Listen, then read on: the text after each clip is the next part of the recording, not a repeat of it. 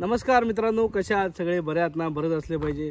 तर आज आपण बरेच दिवसांनी पण पहिल्या पायरीपासून आपली सुरुवात करत आहोत आणि इथे जवळच बॅक साईडला तुम्ही बघा, इथेच आपलं मंदिर आहे, कपाळेश्वर मंदिर.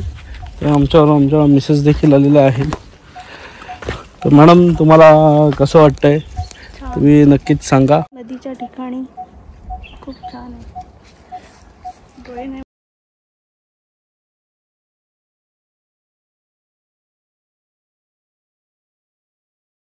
उतरण्याचं कोणीही धाडस वगैरे काही करू नका, कारण प्रत्येक ठिकाणी जे स्थानिक असतात त्यांना माहिती असतं कोणत्या भागात खोलगड भाग आहे किंवा कोणत्या भागात आपण बोललो तर चालू शकतो. तर अशा बऱ्याचशा गोष्टी असतात. या मंदिराचं सांगायचं झालं म्हणजे मला सांगतो का, हे मंदिर म्हणजे पुरातन काळपासून स्वयंभू आहे. आणि इथे नमस्कार मित्रांनो, कशा आहात सगळे? बरे आहात ना? बरेच असले पाहिजे. तर आज आपण बरेच दिवसांनी व्हिडिओ बनवत आहोत, कारण सध्या जरा काम चालू आहे, त्याच्यामुळे थोडा वेळ कमी भेटतो आहे. त्यातूनच तुमच्यासाठी मी वेळ काढून नवीन व्हिडिओ करण्याचा प्रयत्न केला आहे. पण मी नेहमी सांगतो त्याचप्रमाणे मला अजून एक गोष्ट परत तीच सांगायची आहे की ज्या वेळेला तुम्ही धार्मिक ठिकाणी वगैरे तर त्यावेळेला कचरा वगैरे कृपया करत नका जाऊ. तर इथे आल्यानंतर मी बघितलं तर बऱ्याच ठिकाणी ते बिस्लरीच्या बॉटल, वेफर्स वगैरे असे बरेचसे प्लॅस्टिकचे पदार्थ पडलेले आहेत तिथे. आणि त्यामुळेच मी इथे येताना ही जी प्लेस आहे ती हिडन प्लेस म्हणून बरेच जण ओळखतात. काही जणांना माहिती पण आहे जी आपली इथे लोकल आहेत त्यांना. परंतु ही जी एरिया आहे म्हणून मी येताना वगैरे व्हिडिओ काढली नाही की यायचं कसं, त्यासाठीच मी सांगितलं नाही. बघितल्यावर तुमच्या लक्षात येईलच.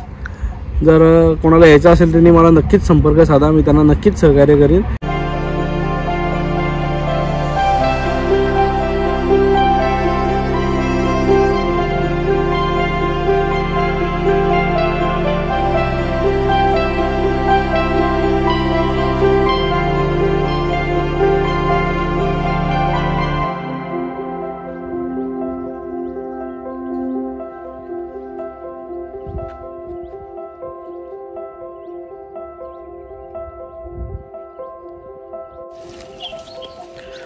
तर इथे आपण पहिल्या पायरीपासून आपली सुरुवात करत आहोत आणि इथे जवळच बॅक साईडला तुम्ही बघा, इथेच आपलं मंदिर आहे, कपाळेश्वर मंदिर.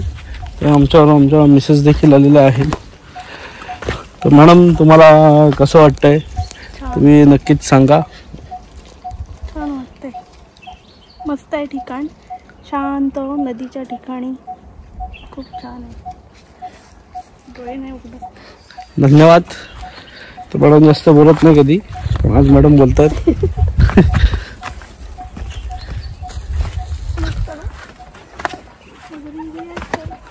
मग आता पाणी उतरलं समजेल तुला, उतरून मग पाण्यात मग राहायची ना समजेल. तर काय मेसेज द्यायचा असेल लोकांना तर काय द्याल थोडक्यात मेसेज तुम्हाला जर द्यायचा असेल तर? एकदा भेट द्या या ठिकाणाला, खूप छान ठिकाण आहे. शांतता, कुठे शांतता हवी असेल ती इथे येऊन जा, खूप छान ठिकाण आहे. अजून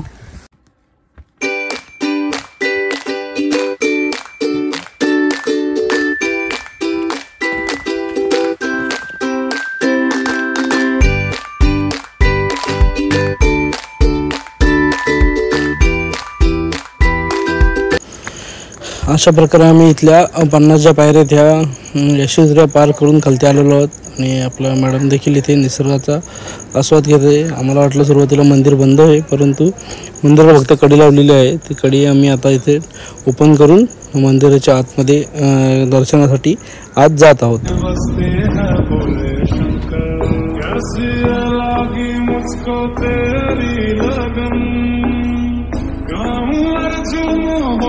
तुझ में मगन चंद्रमा ललाट जागे जटा में गंगा से तेरे जैसा योगी हुआ है न होगा.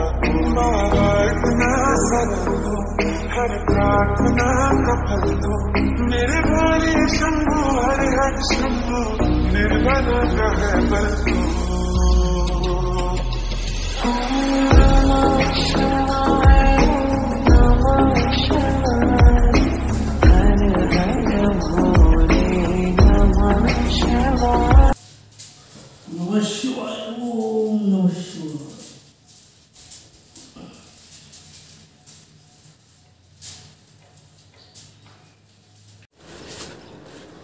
इथे बसण्याची देखील खूप चांगली व्यवस्था आहे, बेंच वगैरे ठेवलेले आहेत. आणि अजून एक सूचना विशेष द्यायची झाली तर इथे बाजूलाच तुम्ही जी नदी बघितलेली आहे ती तुम्हाला बघूनच अंदाज येत असेल काही खोली ही जास्त असण्याची शक्यता आहे, कारण जवळ जो आहे दगड वगैरे तेवढाच दिसतो, त्याच्या पलीकडे पूर्ण पाणी जे आहे ते हिरवं दिसतं. याचा अर्थ असा आहे का ती जी पुढची जागा जी आहे ती खूप खोल आहे. त्यामुळे कृपा करून जे इथे आपले येतात काही दर्शन घेण्यासाठी भाविक जे येतात किंवा कृपा करून त्यांना विनंती आहे का तुम्हाला जर इथल्या गोष्टी काही माहीत नसतील तर कृपा करून पाणी बघितल्यानंतर मोह आवरला जात नाही आपल्याला, ते तर माहिती आहे, पण परंतु स्वतः जीवाची काळजी घेण्याच्या उद्देशाने मी तुम्हाला एक सांगत आहे का पाण्यात उतरण्याचं कोणीही धाडस वगैरे काही करू नका.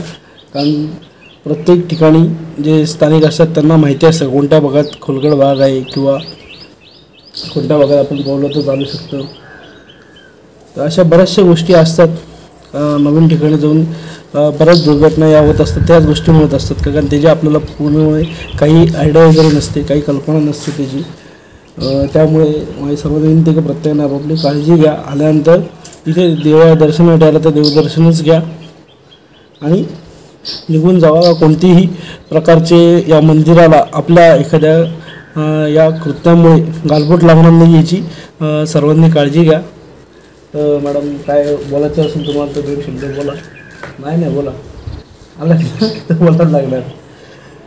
तर जबरदस्ती मॅडमला बोलायला लावणार आहे आपण. तर मॅडम बोला बोला.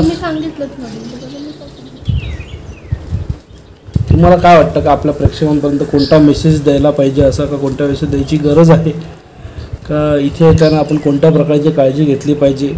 त्यानंतर जसं मी आता जसं सांगितलं ते तुम्हाला पटलं आहे का इथे नदी बाजूला असताना मोह आपला आवरला जात नाही, पाण्यामध्ये उतरायचा धाडस नाही केला पाहिजे कारण पाणी खूप खोलवर दिसतं.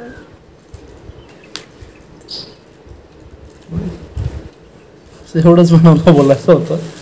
तर मॅडम तुम्ही तेच सांगितलं जे मी सांगितलं ते काय हरकत नाही, पण प्रयत्न तर करतायत सांगायचा.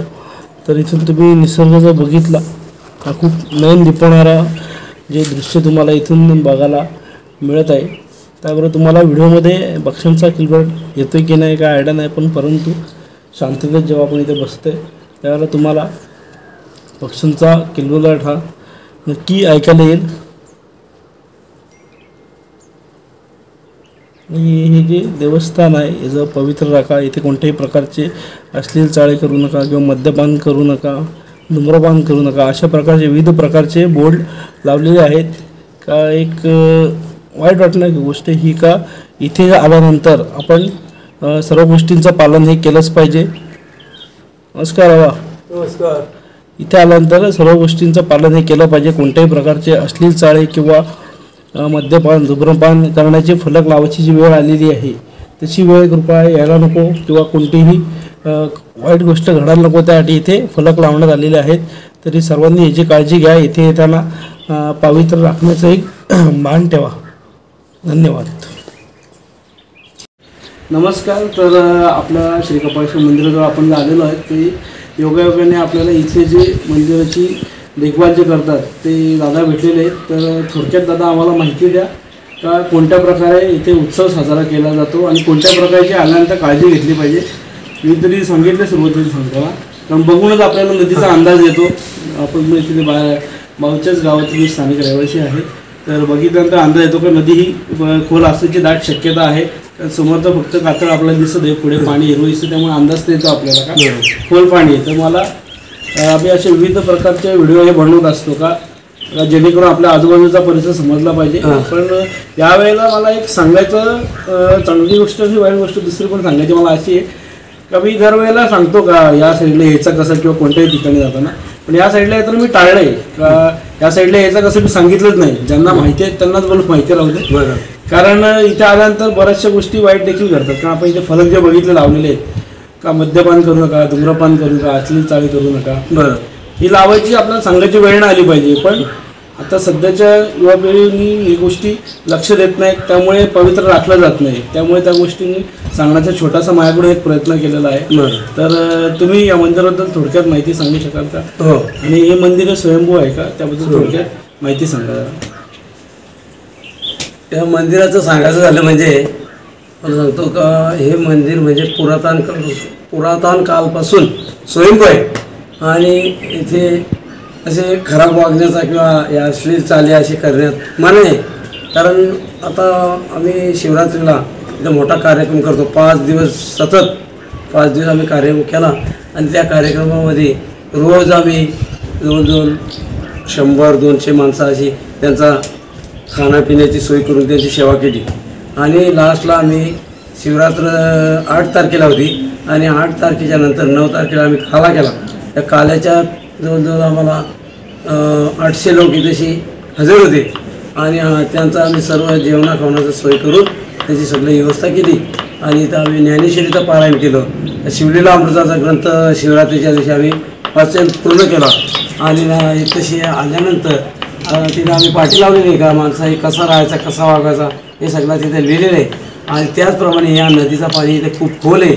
याचा अंत फक्त मी एकटाच घेऊ शकतो. कारण इथेशी जवळजवळ 4-5 माणसं अशी बुडाली. ती बुडल्यानंतर कोणाची हिंमत नाही काढायची. ती माणसं मी स्वतः माझ्या जातीने लक्ष देऊन मी स्वतः बुडी मारून काढलेली आहेत.